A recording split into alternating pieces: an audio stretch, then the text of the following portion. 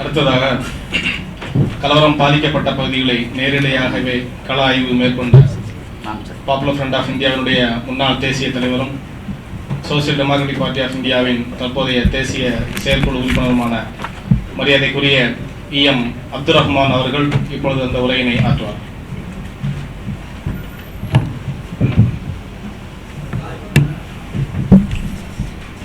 பிஸ்மில்லாஹிர் ரஹ்மானிர் ரஹீம். அஸ்ஸலாமு அலைக்கும் வரஹ்மத்துல்லாஹி வபரகாத்துஹு.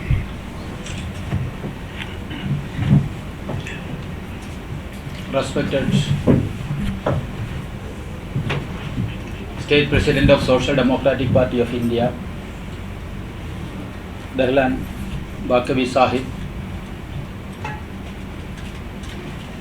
other leaders belonging to different social organizations and political parties in and around Chennai, dear brothers and sisters.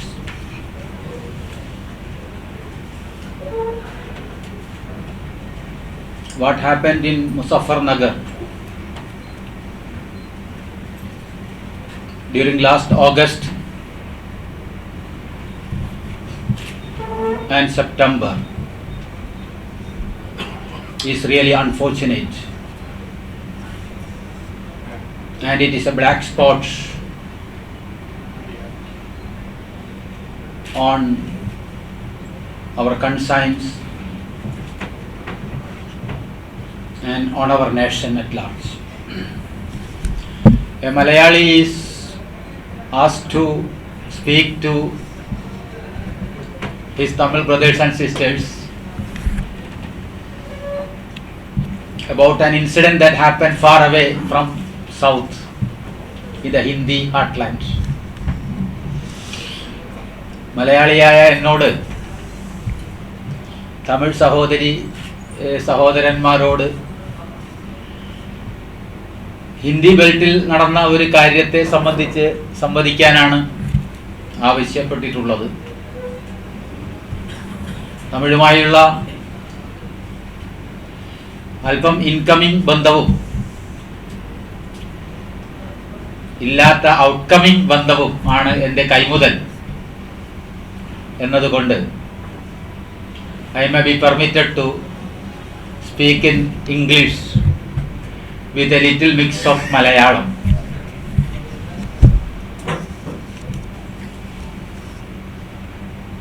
As I mentioned in my first sentence, what happened in Muzaffarnagar of Western UP is unfortunate but not at all unexpected. It doesn't mean that we are expecting such incidents. Of course we dislike it,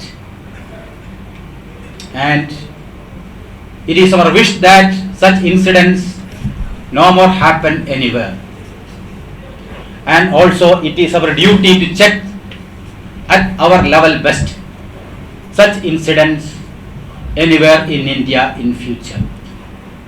And I understand this sense of duty is the reason behind we people assembling here and discussing about Muzaffarnagar. And I hope that some positive outcome will follow this discussion. മുസഫർനഗറിൽ നടന്ന കാര്യങ്ങൾ ഇനി ഇന്ത്യയിൽ ഒരിടത്തും ഒരിക്കലും ആവർത്തിക്കരുത് എന്നുള്ള ഒരു ചുമതലാ ബോധം, sense of responsibility and duty, അതാണ് ഈ ചർച്ച ഇവിടെ സംഘടിപ്പിക്കാൻ SDPI തമിഴ്നാട് ഘടകത്തെ പ്രേരിപ്പിച്ചത് എന്ന് ഞാൻ വിചാരിക്കുകയാണ്. തീർച്ചയായും ചില ഫലങ്ങൾ ഈ ഡിസ്കഷൻ കൊണ്ട്, ചർച്ച കൊണ്ട് തമിഴ്നാട്ടിലും, ചുരുങ്ങിയത് തമിഴ്നാട്ടിലെങ്കിലും ഉണ്ടാകട്ടെ എന്ന് ഞാൻ ആഗ്രഹിക്കുകയും പ്രാർത്ഥിക്കുകയും ചെയ്യുകയും. Social Democratic Party of India, Popular Front of India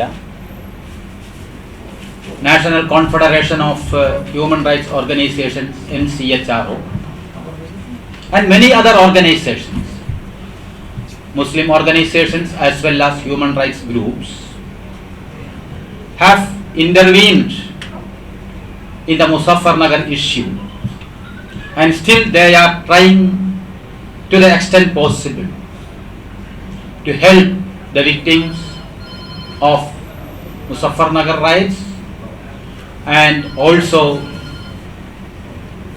to campaign against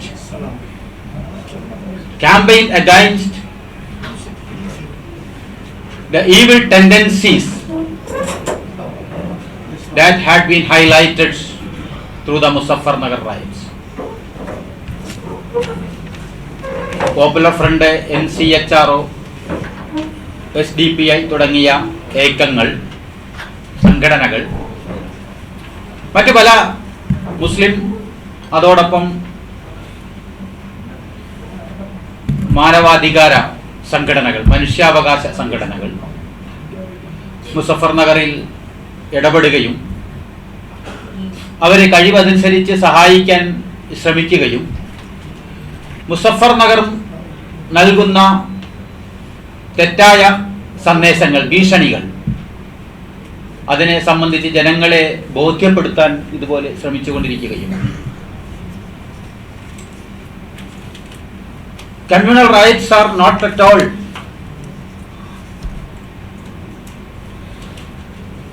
a new phenomenon. It has not started with Muzaffarnagar, but we hope and pray that let it be stopped with Muzaffarnagar.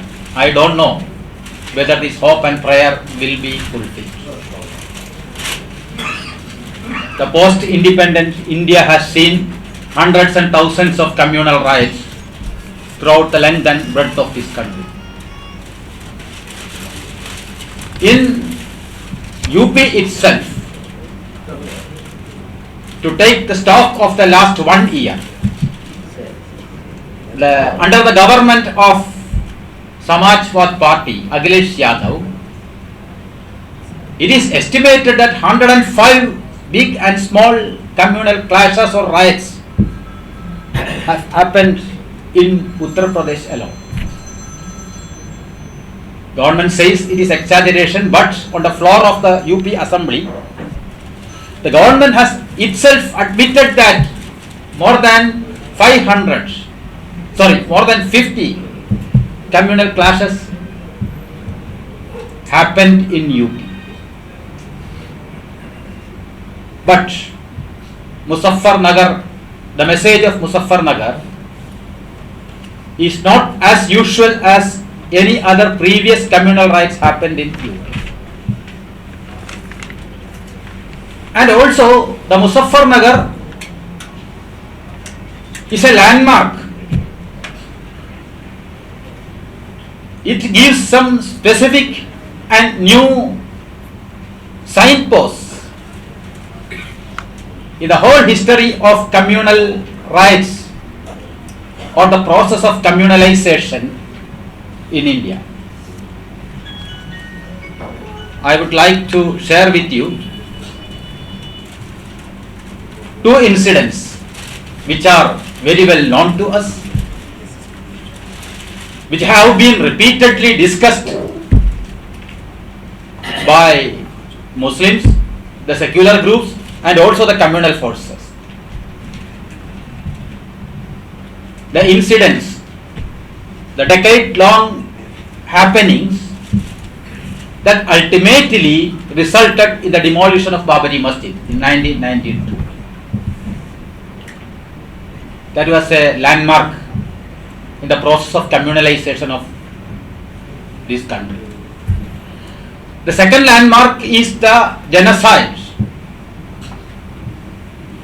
engineered by the BJP Modi government in Gujarat in the year 2000. In the Babari Masjid destruction of 1992 was not a spontaneous. It was not an unexpected incident. Actually, it is the culmination or the end of the happenings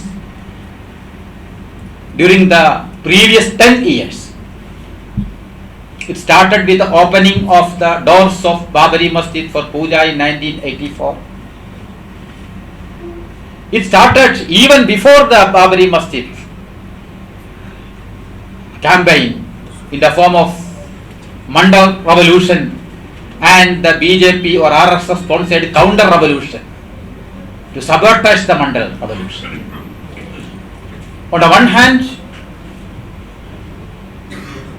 using the faith and myth, Hindu faith and Hindu myth, to communalize the Hindu society and to divide Hindus and Muslims, and ultimately demolishing Babri Masjid. It was not just the demolition of a single masjid. It is a part of a very wider agenda of frightening the Muslim community and communalizing the Hindu majority. And how it happens to be a landmark, we have seen that BJP came to power after the Babri Masjid demolition. And we see that from 1990 to 2002, the communalization, the fascist influence, which was confined to the Sangh Parivar and the Hindutva forces, have become the character of the Indian government, administration, police, and even to some extent the judiciary. The period of the BJP government in the center, they have very effectively utilized their power to communalize the administration, the police, the security forces, the intelligence forces, and to some extent the judiciary also. So this Hindutva fascist agenda has started even before the independence in 1925, since the formation of RSS. It was only an organization. The one organization has developed into a family or group of organizations called Sangh Parivar,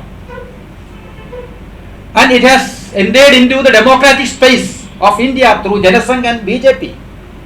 There is a very meaningful saying that in Indian democracy there is a space for fascism.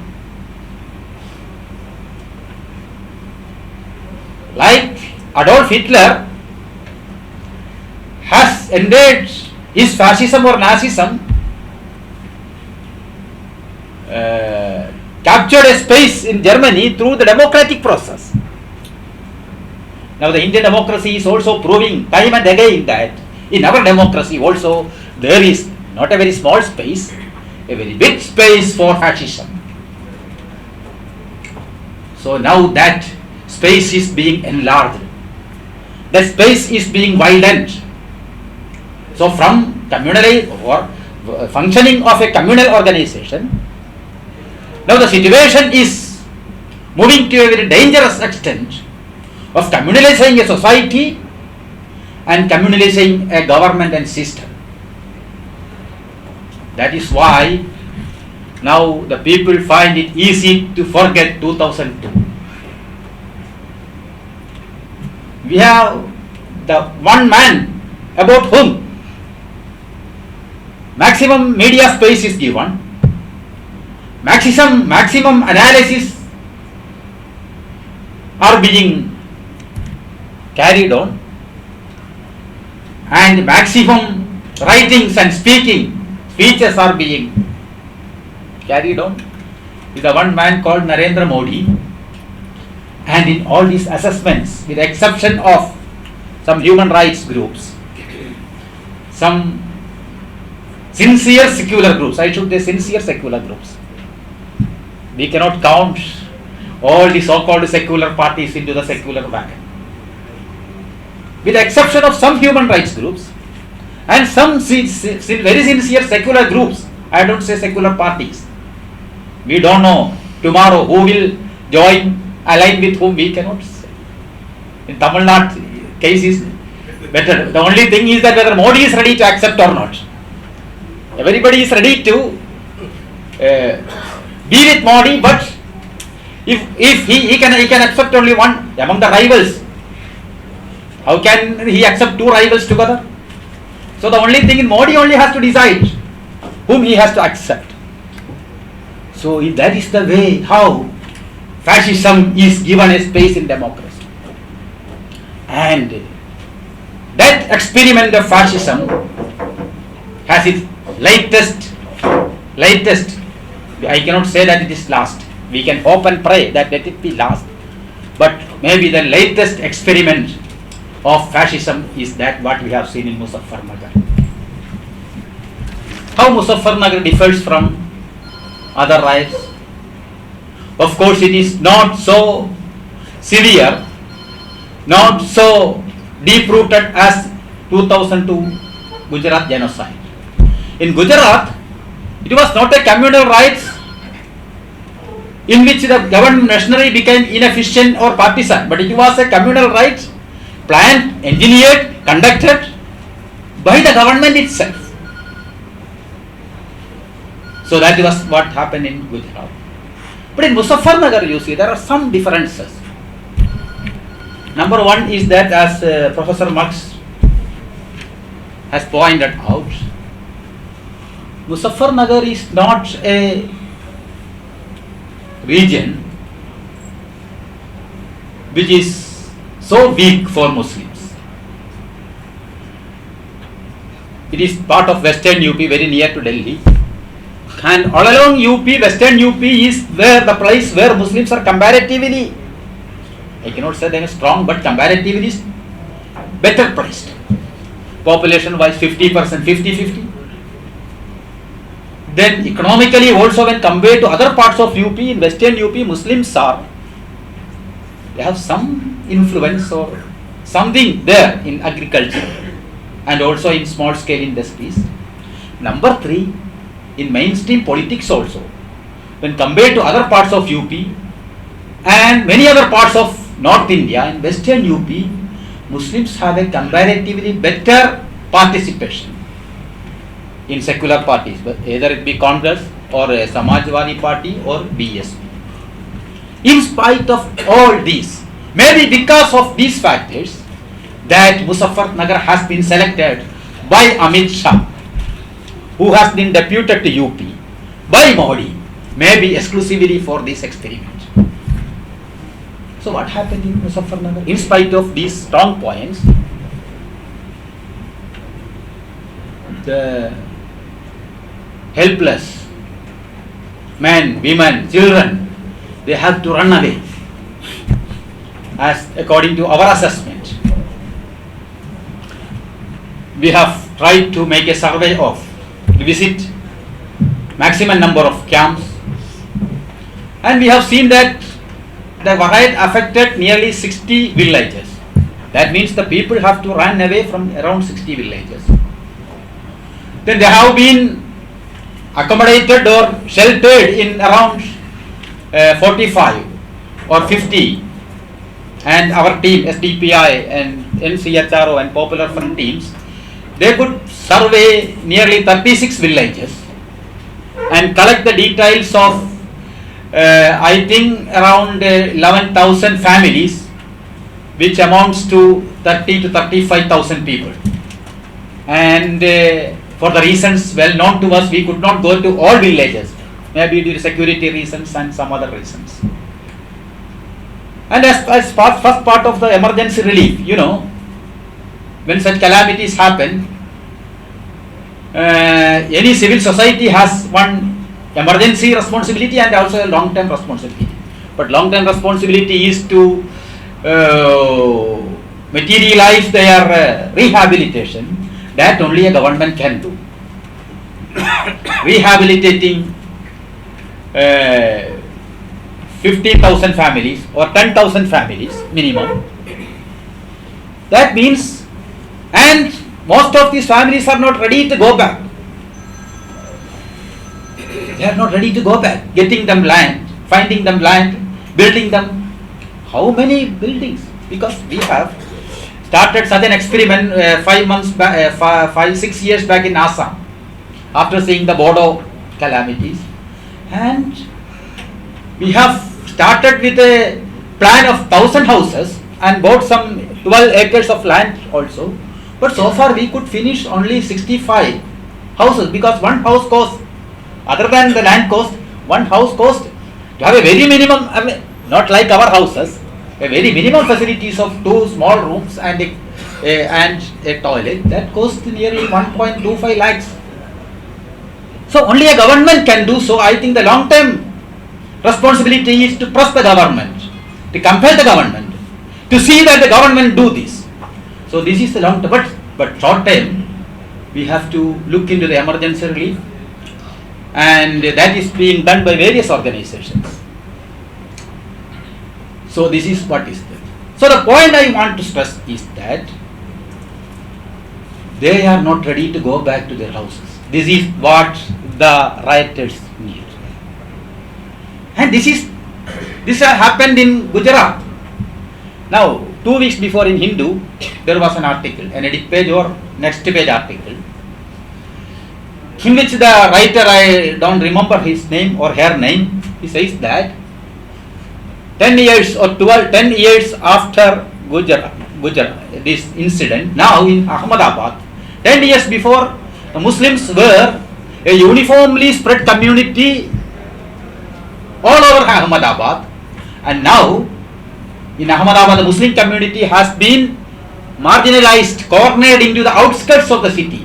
So they have been cleaned off Muslims.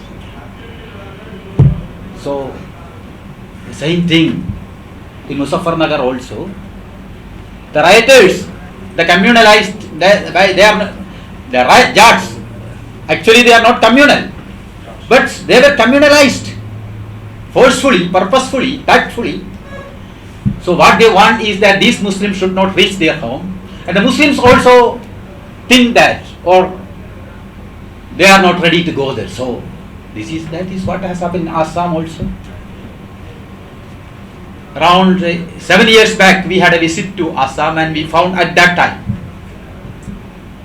hundreds of families, Muslim families, living on the waysides and riversides.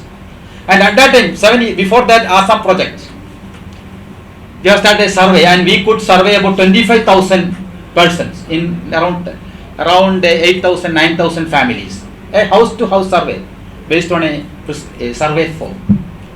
But you see, when the concerned community starts doing something, then another riots had happened last year. A much bigger riots by the same Bodos, and they are also some more thousands of people have been driven away from their houses. So only this can be solved only through political solution. A community organizations what they can do is very minimum. I think so. This is an issue of creating social awareness and also mobilizing people politically. So I think for a party like Social Democratic Party, SDPI, or those people who are concerned with the plight of minorities in India and the rise of fascist forces in India, I think these type of discussions should help us to prevent such plight in our regions, to prevent such growth in our regions through joint efforts. And with this hope, and we may not be able to do much there in Muzaffarnagar, but we may be able to check similar situation worsening in our region, our state, and I hope that way let us make use of the lessons from Muzaffarnagar. നമുക്ക് മുസഫർനഗറിലേക്ക് പോകാനോ മുസഫർനഗറിലെ സാഹചര്യം മാറ്റാനോ ഒരുപക്ഷെ സാധിക്കുകയില്ല. നമുക്ക് ചെയ്യാവുന്ന സഹായങ്ങൾ ചെയ്യാം, പക്ഷെ അതിനും പരിമിതിയുണ്ട്.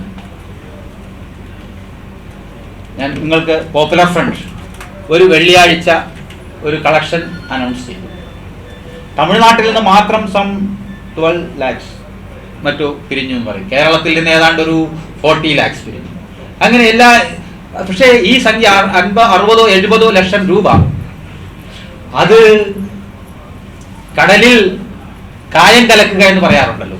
കടലിൽ കായം കലക്കുക, ഒരു എമർജൻസി റിലീഫ് എന്ന രീതിയിൽ ഏതാണ്ട് ഇപ്പോൾ കഴിഞ്ഞ 2 ഫേസായി, before Bakrid and after Bakrid, നമ്മൾ ഏതാണ്ട് 8,000 നിയർലി 8,000 ഫാമിലീസിന് വേണ്ടിയുള്ള എമർജൻസി കിറ്റുകൾ, 2 കമ്പിളി, ഒരു ബക്കറ്റ്, മഗ് തുടങ്ങിയിട്ടുള്ള ഉപകരണങ്ങൾ, അതുപോലെ തന്നെ അമ്മമാർക്കുള്ള, കുട്ടികൾക്കുള്ള ബേബി ഫുഡ് തുടങ്ങി അടങ്ങിയിട്ടുള്ള ഏതാണ്ട്, പക്ഷെ ആ ഏതാണ്ട് 8,000 ഫാമിലികളിലേക്ക് ഈ കിറ്റ്, 2 കമ്പിളി ഉൾപ്പെടെയുള്ള കിറ്റ് എത്തിക്കഴിഞ്ഞപ്പോൾ ഏതാണ്ട് നമ്മൾ കളക്ട് ചെയ്ത സംഖ്യ അതിന്, പക്ഷെ അവരുടെ പ്രശ്നങ്ങൾ അവർ ബാക്കി നിൽക്കുകയാണ്.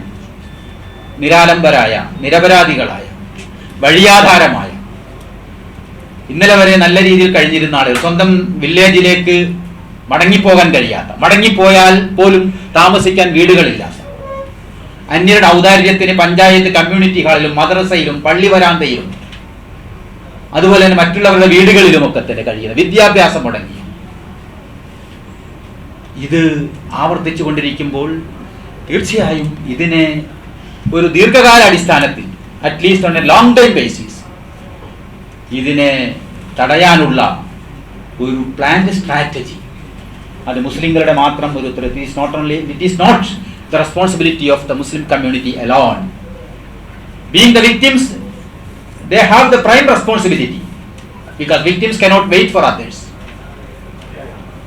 Any victims cannot wait for others, so they have to do themselves what they can do. But it is not at all a community's responsibility. It is a human responsibility, so that all people who have a love of humanity, all people who have some respect for human rights, human values, they should come together. And also as Indians, as proud Indians, the proud citizens of the largest democracy in this world, it is a national responsibility of all Indians. So let us build a social movement and also a political movement which instills self-confidence and sense of security among minorities. Number one, self-confidence, and along with that a sense of security. And number two, a political mobilization throughout India. The name of the platform or the name of the party is not as important as the message. The message is clear. There must be a political mobilization to counter the fascist influence, and unfortunately we cannot depend upon the so-called secular parties, whether national parties including left parties, or least we can depend upon the regional parties which are most opportunist, and they will go to any extent to Modi or super Modi if it suits their power influence. So there must be an alternate political movement. Number three, this is the last but not least one. Number three, that the purpose or the platform or the base of fascism is to divide people on the basis of religion and caste. Religion is not self-decisive. Caste is self-decisive, we know. But religion is not self-decisive.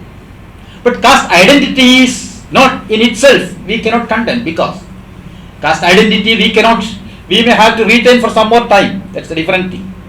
Especially the identity of the lower caste, because it is that identity that may enable them, strengthen them to fight against casteism. When the Brahminism was having upper hand, casteism was not a problem.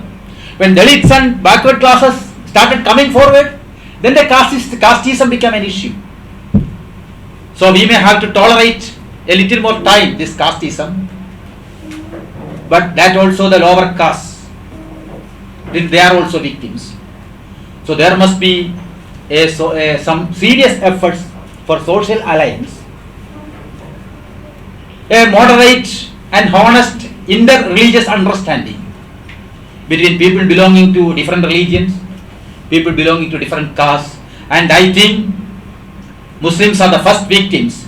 It is their responsibility to initiate such dialogues and interrelations with other religious communities and other castes, especially the downtrodden castes who are living around the Muslim community. So this 3-point agenda, a social movement that builds a sense of self-confidence and sense of security among the minorities, a political movement which is an effective alternative to the current mainstream politics, which is determined to fight fascism and to fight for the rights of minorities and downtrodden people, and 3, serious efforts towards inter-religious understanding and social mobilization between people belonging to different religions and castes, which must be in fact initiated by Muslims, since it is their interest that peace and brotherhood and inter-religious better harmony prevails in India. So with these words and extending my gratitude for giving this opportunity to share my views, I conclude. Thank you so much. Popular Front of இந்தியாவுடைய முன்னாள் தேசிய தலைவர், இப்போது SDPI கட்சியினுடைய தேசிய செயற்குழு உறுப்பினர் M Abdur Rahman Sahib அவர்கள் ஸஃபர நகர் கலவரத்தினுடைய பின்னணிகளை, அந்த கலவரத்தில் முஸ்லிம்களுக்கு ஏற்பட்டிருக்கிற அந்த முழுமையான பாதிப்புகளை தங்களது பேச்சினுடைய மிக சிறப்பாக இங்கே எடுத்துரைத்தார்கள். அதே போன்று இந்த பாசிச சக்திகளுடைய திட்டங்களை, அவர்களது பின்னணிகளை, இதை எப்படி நாம் எதிர்கொள்ள வேண்டும் என்பதற்கான பல்வேறு ஆக்கப்பூர்வமான ஆலோசனைகளையும், அதுபோன்று கலவர பகுதிகளில் நாங்கள் செய்து கொண்டிருக்கக்கூடிய அந்த சேவை பணிகளையும் நிவாரணப் பணிகளையும் எல்லாம் அவர்கள் இங்கே சுட்டி காட்டினார்கள். இங்கே நமக்கென்று பல்வேறு கடமைகள் இருக்கிறது என்பதை அவர்கள் உணர்த்தி காட்டினார்கள். அரசியல் ரீதியாகவும் சமூக ரீதியாகவும் இந்த பாசிச சக்திகளை எதிர்கொள்ள வேண்டிய கடமை நமக்கு இருக்கிறது. மக்களை அவர்களுக்கு எதிராக ஒன்று திரட்ட வேண்டிய, அணி திரட்ட வேண்டிய கடப்பாடு நமக்கு இருக்கிறது. அதே போல பல்வேறு சமூகங்களும் ஒரு புரிந்துணர்வோடு வாழ வேண்டிய ஒரு சூழலை உருவாக்க வேண்டிய கடமை நமக்கு இருக்கிறது. மதங்களுக்கு மத்தியில், சமூகங்களுக்கு மத்தியில் ஒரு சரியான ஒரு புரிந்துணர்வை ஏற்படுத்த வேண்டும் என்கிற கடமை நமக்கு இருக்கிறது என்பது போன்ற பல்வேறு நல்ல கருத்துக்களை நமக்கு முன்னால் அவர்கள் சுட்டிக்காட்டினார்கள். அவர்களுக்கு SDPI கட்சியின் சார்பாக நன்றியை தெரிவித்துக் கொள்கிறோம். அடுத்தது இங்கே வருகை தந்திருக்கிற நிறைய பேர் முக்கியஸ்தர்கள், பல்வேறு பிரமுகர்கள், பல பேர் எங்களுக்கு நிகழ்ச்சி நடத்தக்கூடிய பல பேருக்கு அறிமுகம் இல்லாதவர்கள் என்றிருந்தாலும் கூட இங்கே வருகை தந்திருக்கிற பல்வேறு அமைப்புகள், சமூக சமுதாய அரசியல் தளத்திலிருந்து வருகை தந்திருக்கிற நீங்கள் அத்தனை பேர்களும் உங்களது கருத்துக்களை இங்கே பதிவு செய்துவிட்டு செல்ல வேண்டும். ஒரு ஆரோக்கியமான ஆலோசனைகளை இங்கே வருகை தந்திருக்கிற அத்தனை பேர்களுக்கும் பயனுள்ள விதத்திலே நீங்கள் உங்களது கருத்துக்களை பதிவு செய்துவிட்டு தான் செல்ல வேண்டும் என்கிற ஒரு அன்பான வேண்டுகோளோடு இந்த இடைவெளிக்கு பிறகு மீண்டும் நாம் ஒன்று கூடுவோம்.